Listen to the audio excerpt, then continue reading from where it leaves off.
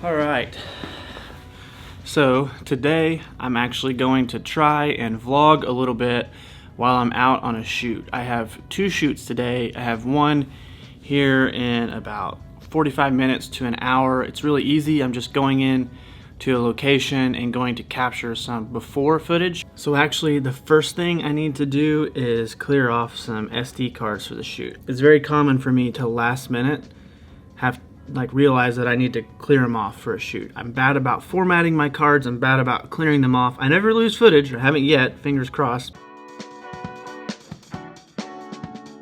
Okay, so before we load the van, I need to organize all of my gear. Over here in this little corner, I have a bunch of batteries charging, so I need to sort through those and get those out. I have stuff like everywhere, like I'm super unorganized right now. I haven't had a shoot in a few weeks because of Christmas and New Year's and all that. So I've got gear kind of all over the studio from shooting other things in studio. So I'm gonna get that stuff together, get some cases lined out, and then we'll start loading the van.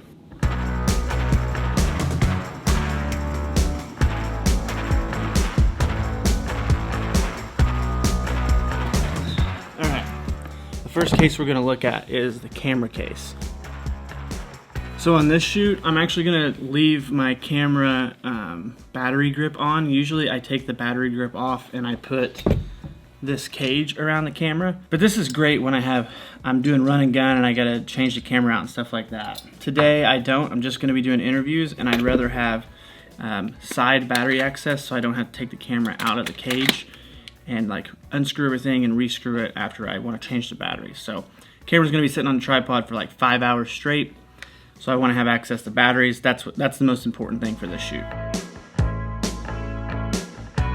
So for this round, I'm actually just going to worry about the camera case for now. I'm going to load the van with like the supports and tripods and light stands and all that. But we're just going to worry about this right now. I still have a bunch of batteries charging for this afternoon, but this shoot this morning is probably going to take like 30 minutes at most, and then I'll have a few hours before my next shoot. And so I'll come back in and change out batteries and grab more batteries that I've charged and things like that.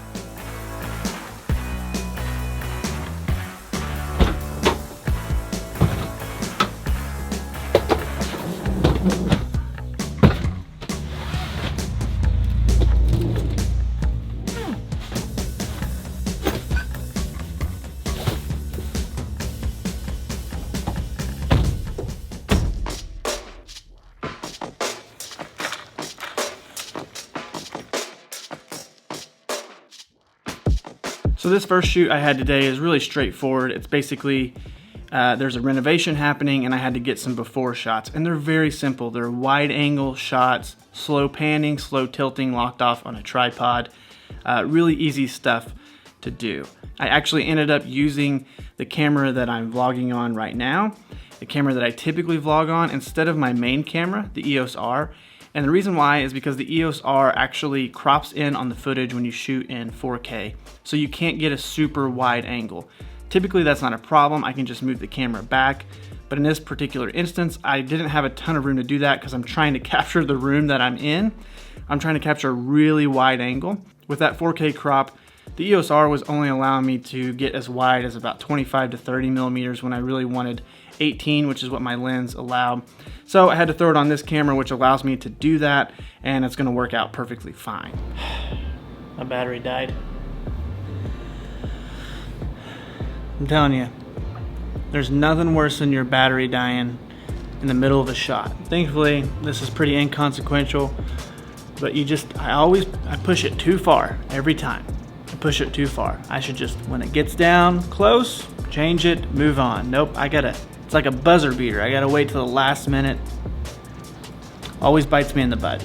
After that shoot, I came back and loaded up the rest of the equipment and moved on to my next shoot of the day, which was a much bigger shoot.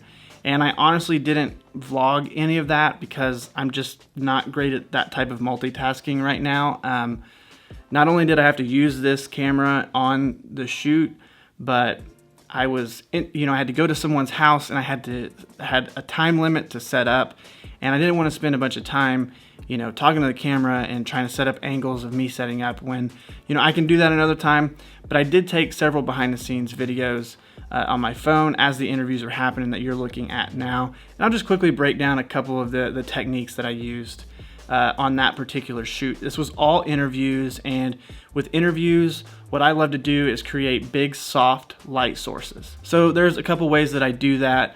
The main way I do it is by a 4x4 scrim. This is basically just a 4x4 see-through type of material, and it basically diffuses the light. So it softens it and also creates a little bit bigger of a source. I use that most commonly. However, when you're in a place like this, it's a lot smaller. It's harder to set up that type of contraption.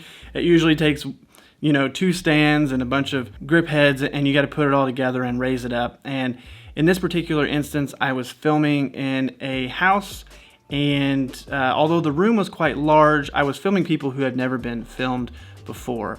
And so the reason why I chose the technique that you are seeing in this footage is this. Reason number one is I love the look of light when it's bounced off of something. And so in this particular instance, the ceiling was white and one of the walls was lighter color. So I was actually able to bounce the light in the room, and it almost makes it feel like there's another window over there. So it's a nice soft light source.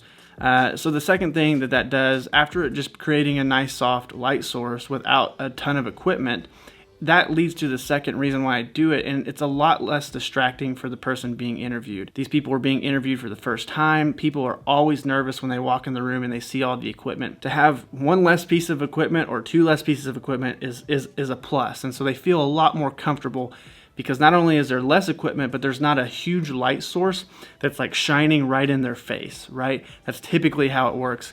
And so to not have that as a distraction always helps. Now, the best form of lighting is sunlight, but the worst part about sunlight is when it's gone, it doesn't work, right? So when the light is there, it's fantastic, it's beautiful. If you look in the background of this shot, you're gonna see that background is lit by an atrium. The ceiling is like a bunch of windows, and so the sun is coming through nice and pretty. Now the problem is, this shoot lasted from about 3:30 to 7:30, so at some point I lost the light.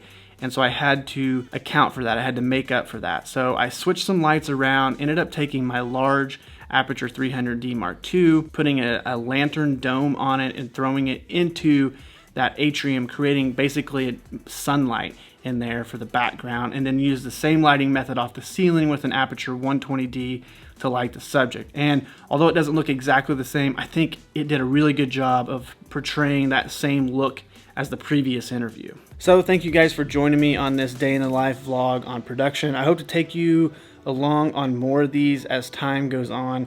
It's really fun to do. It's fun to capture the day and look back on it. I'm still not used to taking a camera out with me everywhere, and so some of these may be a lot of cell phone footage, and sometimes I have to use this camera on a shoot. In fact, that shoot, I wouldn't have been able to use this camera a ton, because as you can see in the clips, it was used as a B cam in the interview. So I'm either going to get another camera or I'm going to use my phone for the time being. So anyways, thanks guys for watching.